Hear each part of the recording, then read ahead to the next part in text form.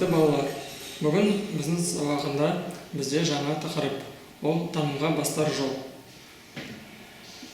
Сабақтың мазмұны мен таным басталарына адамгершілік таңдау, уақыт және мәңгілік мәндері. Сабағында халық нақылмен бастаймыз. Жақсыдан жирен, жаманнан жирен деген ата-бабалар. Осы халық нақылын қалай түсінесіздер? Әрине, адамның ең асыл қасиет жақсылық. Жақсылық адамдарға, табиғатқа, бүкіл әлемге жасау керек. Жақсылық жасау әрбір адамның міндеті. Жақсылық жасау адам бойындағы адамгершілік. Сондықтан жақсылық жасауға тырысу керек. Ал жамандықтан қашу керек. Жаман ойламау, жаман сөздерін айтпау, жаман іс-әрекеттер жасамау. Ал енді біздің оқулықта 20-шы бет ашылып, біз Қожа Ахмет Яссауи деген аңызды оқимыз. Ахметті жас кезінде ата-анасы сайранда тұратын Ақ ата деген молдаға оқуға беріпті. Ол кісінің шашы да, қасы да аппақ екен. Соған орай ел оны Ақ ата деп атайды екен.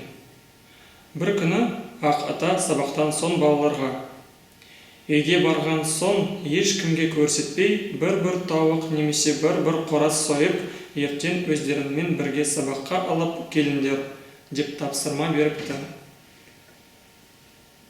Ертеңіне балалардың бәрі сойып әкелген тауық қораздарын беріп жатады.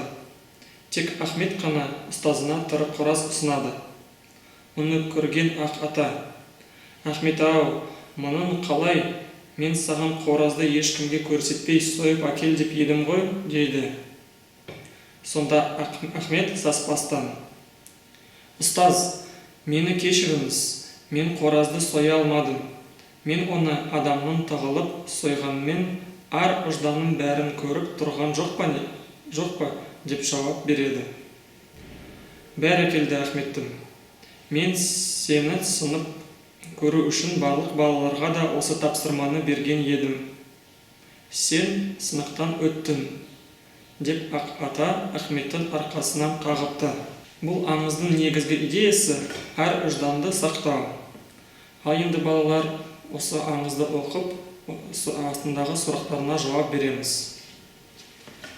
Ахметтің жақсы білім алуына кімдер ықпал етті?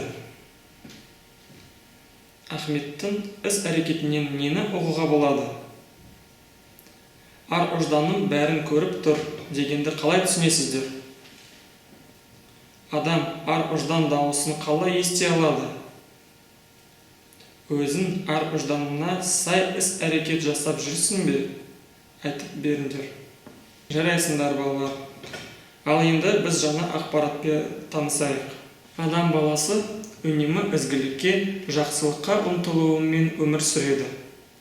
Ізгілікке құштар бол. Ізгілікке, жақсылыққа ұмтылған сайын жан дүниенің де ашыла береді. Өзіне бақылауды, жауапкершілікті күшейте біл. Әрдайым ойының, сөзінің, ісінің бірлікте болуына қадағала. Ал енді балалар, бізде екінші тапсырма жасаймыз. Екінші тапсырмада Абай атаның қара сөздерінен алынған үзінділерді оқып, өзіне ұнаған тұстарын жазып аламыз. Бізге берілген екі қара сөзі. 14-ші сөз. Тірі адамның жүректен аяулы жер бола ма? Біздің қазақтың жүректі кісі дегені батыр кісі деген. Онан басқа жүректің қасиеттерін анықтап біле алмайды. Рақымдылық, мейірімділік, әр түрлі істе адам баласын өз бауырым деп өзіне ойлағандай, оларға да болса игі еді демек. Бұлар жүрек ісі. Асықтық та жүректің ісі. Тіл жүректің айтқанына көнсе, жалған шықпайды. Амалдың тілін жалса, жүрек ұмыт қалады. Ол 14-ші сөз. Ал енді 19-ші сөзі. Адам ата-анадан туғанда есті болмайды.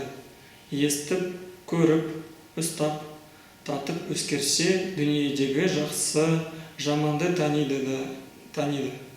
Сондайдан білгені, көрген көп болған адам білімді болады. Естілердің айтқан сөздерін ескеріп жүрген кісі өзі де есті болады. Әрбір естілік жеке өзі еске жарамайды. Сол естілерден естіп, білген жақсы нәрселерді ескерсе, жаман дегеннен сақтанса, сонда іске жарайды, сонда адам десе болады. Енді біз бәріміз осы екі қара сөзін оқып, өзіне ұнаған тұстарын оқу дәптерге жазамыз. Ал балалар, біздің сабағымыз бүгінгі аяқталады.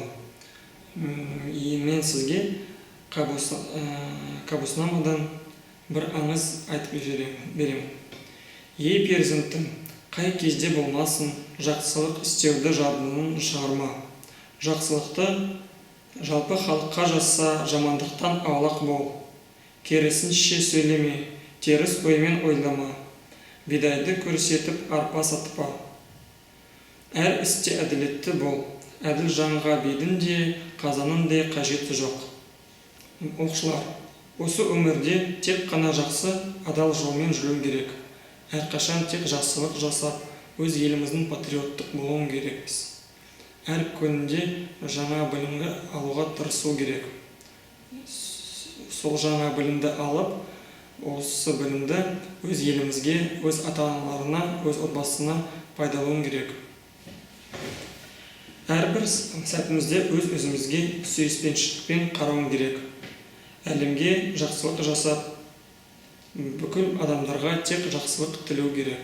Ал көңіл күйін көтеру үшін, немесе адам баласында көңіл күй күшті болса, бақытты сезінсе, сондай адам жақсылық жасауға тырысады. Сау болыңыздар, балалар, назарларыңызға рахмет.